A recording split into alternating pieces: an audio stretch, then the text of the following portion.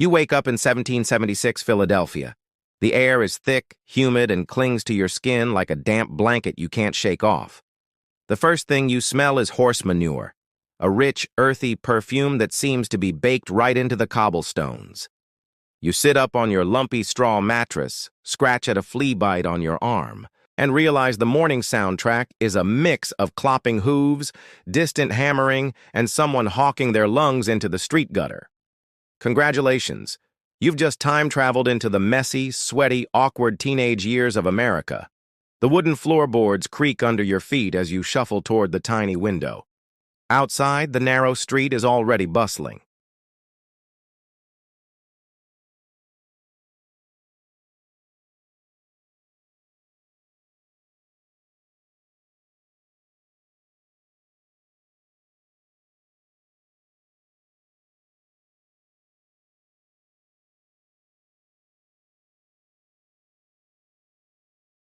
It's summer, which means your wool coat feels like wearing a personal oven, and your linen shirt is sticking to your back in places you didn't know could sweat. The scent of baked bread wafts in from one corner, but it's instantly drowned out by the smell of rotting fish from another. No sidewalks, no trash pickup, no plumbing. The city is alive in a very biological way, and you haven't even had breakfast yet. You wander out, trying not to trip on uneven cobblestones, and instantly your ears catch snatches of conversations. The British will never stand for it. We need full independence. My cousin's neighbor saw Ben Franklin buying candles at midnight. Everyone has an opinion, and they're not shy about sharing it. You're walking through a powder keg of political gossip, and everyone's got a match. Philadelphia isn't the grand capital you might imagine from paintings. It's rough, loud, and crowded. But right now, it's the center of something big. Bigger than the smell of horse manure. Bigger than the flies buzzing around your face. Bigger than the fact that someone just threw a chamber pot worth of waste into the street without looking first. This is where the Declaration of Independence is being drafted. And yes, you're close enough to smell history. Literally. You duck into a tavern to escape the sun, but the relief is questionable.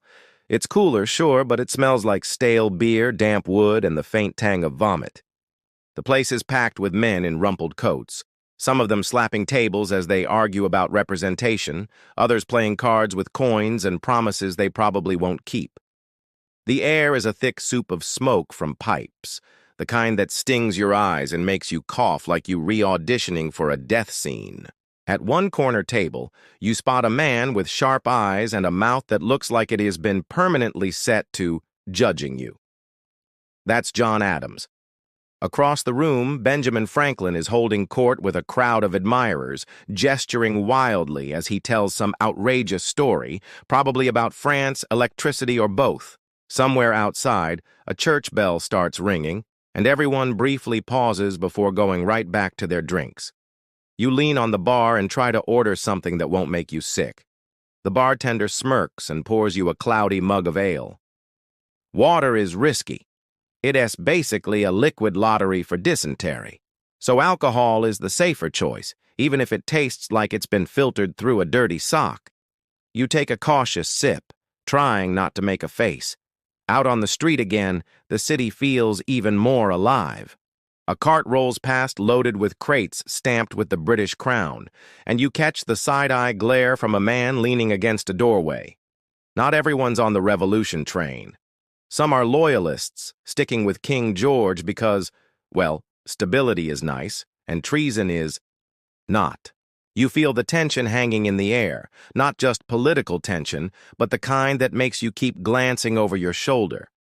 The sun is now high enough to turn the cobblestones into a giant heat reflector, and your vision wavers from the glare. Somewhere nearby, a group of printers are hauling freshly inked sheets, pamphlets with bold, angry titles calling for liberty, freedom, and other big words that feel nice to say but are going to get people shot. Kids grab them and run through the streets, shouting slogans they don't entirely understand, but they like the drama. You pass a tailor's shop where a man is sewing while listening to two women argue about whether boycotting British tea is worth it when the alternatives taste like boiled weeds.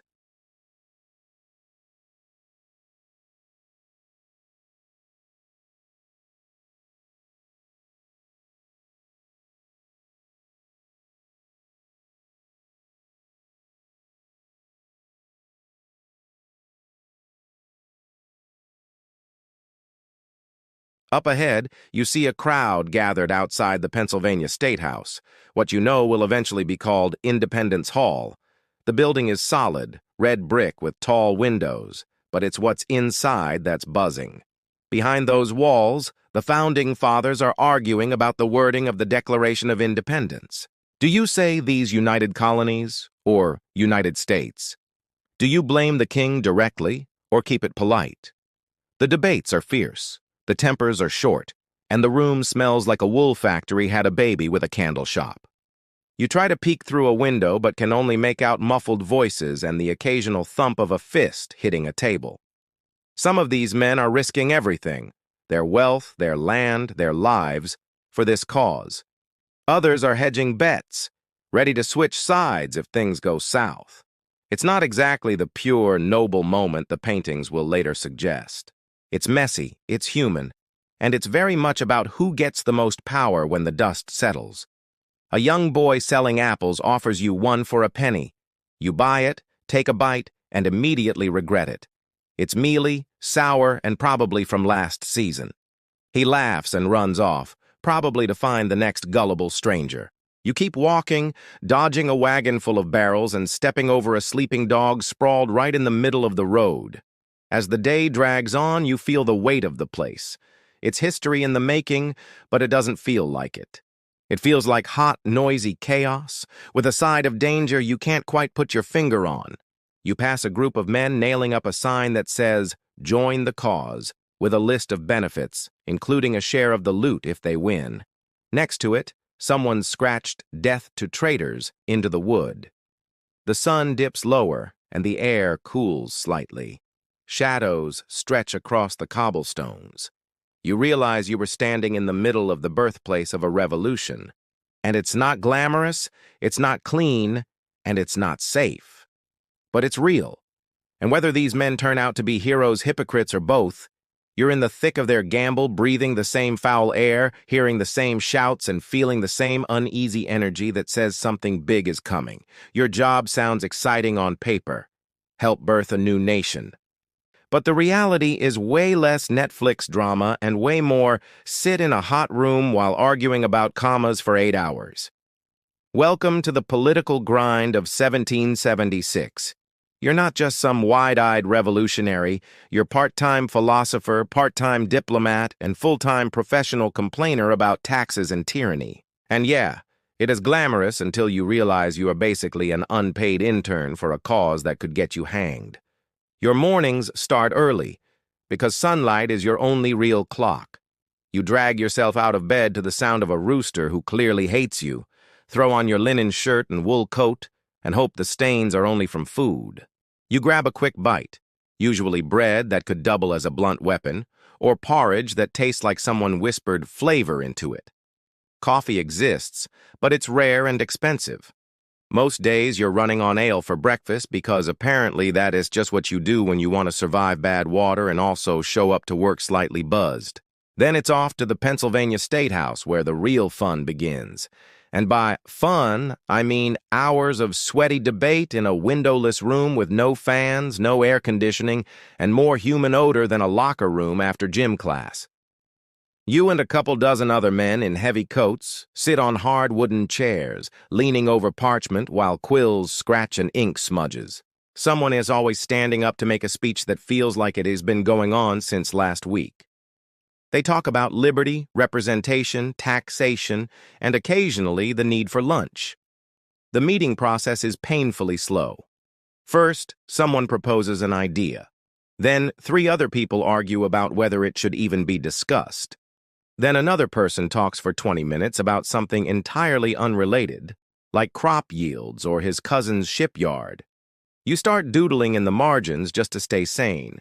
Every now and then, Franklin cracks a joke and the whole room laughs, but it's the kind of laugh that says, "We're all dying inside, but at least it's together." The room smells like wax from the candles, sweat from the men, and a faint undercurrent of wet dog that you cannot place. You suspect it's Jefferson's coat. You're expected to sit still, listen politely, and occasionally chime in with something intelligent enough to be recorded for history, but not so radical that you get labeled a dangerous lunatic. It's a tightrope walk, and the rope is fraying. At midday, you break for food. There's no quick sandwich shop down the street, so you either bring something from home, bread, cheese, maybe some salted meat, or you head to a nearby tavern. The tavern option means you will be eating in a dimly lit room where flies are part of the ambiance, and the stew has been simmering for about 3 days straight. It's hearty, sure, but it tastes like every animal that S ever walked through the kitchen got a chance to contribute. Then it's back to the grind. The job isn't just making big speeches, it's also endless paperwork. Drafting letters, reviewing proposals, making sure your penmanship doesn't look like you've been drinking since sunrise, even though you probably have. Everything takes longer because you can't just Control+C, Control+V anything. You write it all out by hand, then someone else copies it by hand, then another person checks it for errors, and by the time it's finished, the political situation has probably changed. You also have to be ready to deal with the British response. Every decision you make has consequences, and not oops, lost some followers consequences. We're talking possible property confiscation, imprisonment, and public hanging. That's why every letter is written with the precision of a bomb defusal. You can afford to say something that gets interpreted the wrong way by the wrong set of eyes. But here's the part no one really tells you.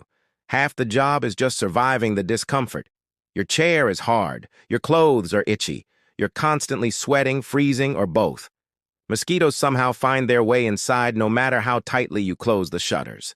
You're breathing candle smoke for hours, and your eyes sting from the dim, flickering light. If you lean too close to your quill, you risk dripping sweat right onto the parchment and smearing your work. On top of that, everyone's got personal quirks. One guy coughs constantly. Another clears his throat like he's trying to win a competition. Someone else insists on tapping their quill against the table every few seconds, driving you to the brink of insanity. There's no HR to complain to. You just grit your teeth and keep scribbling. Every so often, there's a burst of energy when a real breakthrough happens, like deciding to officially break with Britain. But even that is followed by hours of tedious revisions. Should it be inalienable rights or unalienable rights? You'd think it wouldn't matter, but apparently it does, and now you rehear watching grown men argue over a single letter like it's the fate of the universe. Outside of the official sessions, your work doesn't stop. You have to attend social gatherings, which are basically networking events where you stand around in candlelight with a cup of punch and try to talk politics without offending anyone important. You keep one ear open for gossip, because information is as valuable as gold right now. Maybe someone heard about troop movements. Maybe someone knows which port the next shipment of gunpowder is arriving in. Maybe someone just wants to complain about the price of sugar. It's all part of the job.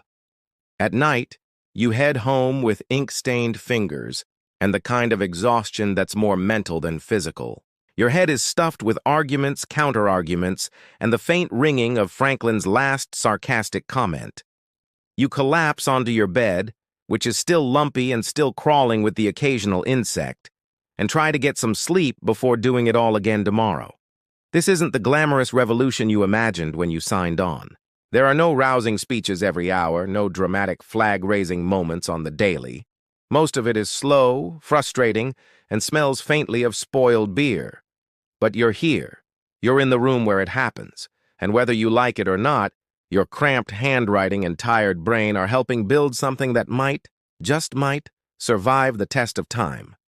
The longer you stick around in revolutionary Philadelphia, the more you realize that this whole Founding Fathers crew is less like a team of noble demigods and more like a dysfunctional band on the verge of breaking up. Everyone's got an ego, everyone's got secrets, and everyone's convinced they're the smartest guy in the room. Your job is to navigate this mix of brilliance, ambition, and, let's be honest, occasional pettiness without getting crushed in the crossfire. First, there's Thomas Jefferson. Tall, thin, and with the kind of face that looks like it acts always 2 seconds away from either smiling or sighing at your ignorance. He's quiet in big meetings, preferring to scribble notes. But when he does speak, it asks with the precision of someone who has already rewritten the sentence 3 times in his head.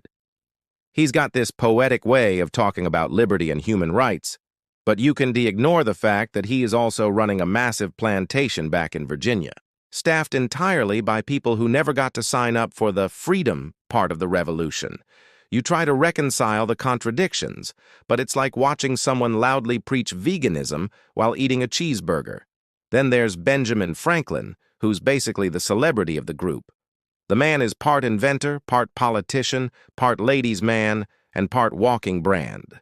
He's got a sly smile that says, "I've done things you wouldn't believe," and honestly, he probably has.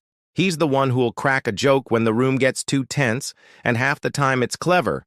The other half, well, let's just say, Franklin doesn't shy away from bawdy humor. You've heard the rumors about his late-night escapades in France, and while he plays the role of the wise elder statesman, you suspect he'd be just as comfortable running a tavern and charging admission for his stories. John Adams is the opposite of Franklin. Short, intense, and perpetually annoyed about something. His voice carries even when you wish it wouldn't. And he's got that rare talent of making every disagreement sound personal. He's incredibly smart, fiercely principled, and completely incapable of letting anything slide. If Franklin is the cool uncle, Adams is the dad who will absolutely turn the carriage around if you keep misbehaving. You've learned to stay out of his way when he S in one of his moods, which is often. George Washington doesn't talk much, but when he does, people listen. He's tall, broad-shouldered, and has the kind of presence that makes you instinctively stand straighter. His face is a perfect mix of calm and, "I could break you in half if I felt like it." Washington has this knack for making people feel like their work is part of something bigger, but he also keeps most of his thoughts to himself. You've heard whispers about his false teeth, not wood, but an unholy mix of human and animal teeth that makes you rethink every handshake. Still, there's no denying the guy knows how to lead. Of course, not everyone is famous enough to end up on currency. There's the quieter crowd, the delegates who are not household names but still make their mark. Some are deeply committed to the cause, ready to sacrifice everything. Others are clearly here for the political clout, dropping patriotic phrases like they're auditioning for a future statue dedication. You learn quickly that everyone has their own angle. For some, independence means opportunity. For others, it's just a chance to swap one boss for another, preferably one who lives closer. And then there are the enemies. Not the British, well, them too, but the loyalists in town who smile to your face and report your words to the wrong people. They're in the taverns, the shops, even in the same neighborhoods as your allies. You hear about pamphlets going missing, letters intercepted, and sometimes people just disappearing. The war isn't officially raging in Philadelphia yet, but the tension is like a storm cloud that refuses to move. You can feel it pressing down on everyone. Your interactions aren't just limited to political heavyweights. You deal with printers who risk their necks publishing revolutionary material, blacksmiths who quietly forge weapons in the back of their shops, and tavern owners who pass along useful gossip if you buy them a drink. Some of your most important conversations happen in alleyways, whispered between the sound of wagon wheels and the creak of wooden shutters. Of course, the drama isn't all cloak and dagger. There's also the day-to-day squabbling between allies. Jefferson and Adams don't exactly share a brainwave. Franklin rolls his eyes at anyone who takes themselves too seriously, which is basically everyone. And Washington? He tries to stay above the fray, but you can tell even he has to fight the urge to knock a few heads together. You start to notice patterns. Franklin charms the crowd. Jefferson writes the fancy words. Adams pushes for action. Washington brings the authority. The rest fill in the gaps, some with genuine passion, others with opportunistic grins. When the conversations turn heated, and they often do, you've got men in powdered wigs pointing fingers, raising voices, and occasionally storming out. The room is so charged some days you half expect someone to throw a punch. But it's not all politics. Sometimes you get glimpses of their humanity, Franklin laughing until tears run down his face, Adams softening when talking about his wife Abigail's letters, Jefferson getting a faraway look when describing Monticello, Washington, thanking a young soldier for his service with genuine warmth. Those moments remind you that beneath the wigs, the contradictions, and the ego battles, these are still human beings trying to do something that's never been done before. You also can ignore the shadow hanging over the whole operation, the question of who freedom is actually for. You hear the heated speeches about liberty and equality, but when you glance around the room, it's clear those words don't apply to everyone. Enslaved Africans, Native Americans, women, none of them have a seat at this table, and yet their lives will be shaped by the decisions made here. You can't help but feel the hypocrisy lurking in the corners, even when no one says it out loud. In quieter moments, you talk to aides, messengers, and assistants, the people who keep the machine running but will never be remembered in the history books. They're the ones who fetch papers, deliver messages across town, and make sure there's enough ink and parchment to keep the debates rolling. They hear everything, see everything, and know more than they let on. If you want the truth about what's really going on, you don't ask the delegates, you ask the people who refill their drinks. The more you mingle, the more you realize this isn't just about ideology. It's about personality. You've got thinkers, doers, dreamers, schemers, and a few who are just along for the ride. You learn who to trust, who to avoid, and who will absolutely stab you in the back the second it benefits them. And through it all, you can shake the feeling that the fate of this whole fragile experiment might hinge on whether these very different people can stop bickering long enough to agree on something. When the day ends and the candles burn low, you leave the State House feeling like you've just been in a reality show where the prize is, maybe surviving. The streets outside are dark now, and the taverns are filling with familiar faces, some flushed from drink, some still whispering about politics. You walk past them, the voices fading into the warm night, and think about the strange, flawed, fascinating people you've just spent the day with. People who will be remembered as giants even though up close they're just as human as anyone else. Night in 1776. Philadelphia doesn't come quietly. The sun dips below the jagged roofs, the brick walls go dusky red, and the narrow streets melt into shadow. But the city keeps breathing, restless. You can almost hear it shifting. The daytime noise of merchants, carts, and political bickering gives way to something lower, sharper, and heavier. The air cools a little, but it's thick, humid, and smells faintly of smoke and the day's waste baking in gutters. Somewhere, a dog howls. You can't tell if it's a warning or just an argument with the moon. You pull your coat tighter, more for the comfort of having your hands hidden than for warmth.